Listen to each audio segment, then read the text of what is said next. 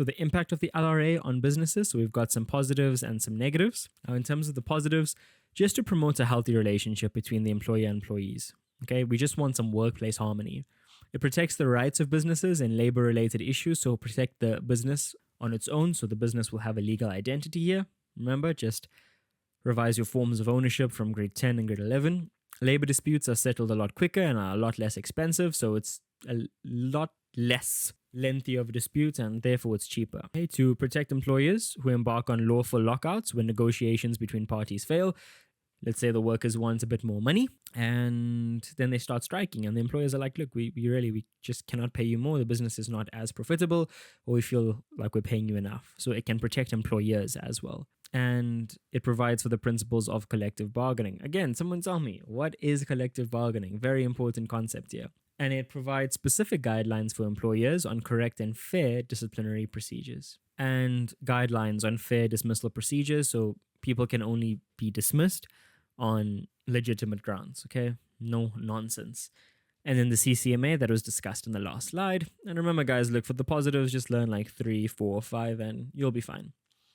In terms of negatives, so productivity may decrease if employers are allowed to participate in the activities of trade unions during work time. So what do trade unions do? Well, they protect employee rights in terms of better working hours, salary increases, and just fair working conditions. The cost of labor increases because of legal strikes, so employees will still have to pay sometimes. It reduces global competitiveness due to lower productivity as employees are striking, so no one's actually doing the work, and businesses can't compete on a global scale. Employers may have to disclose information about workplace issues to union representatives. That could be the core of their competitive advantage. And this is a really important point here. Disclosing information about workplace issues. So some in-house knowledge, some procedures that make the business just better, maybe in terms of workflow, efficiency, maybe if your company secrets have to come out because they have to discuss workplace issues. So that is a huge, huge negative on the LRA. Remember, guys, just remember like 3 or 4 of each and you'll be fine. Just in case this comes out in a long question or an essay question.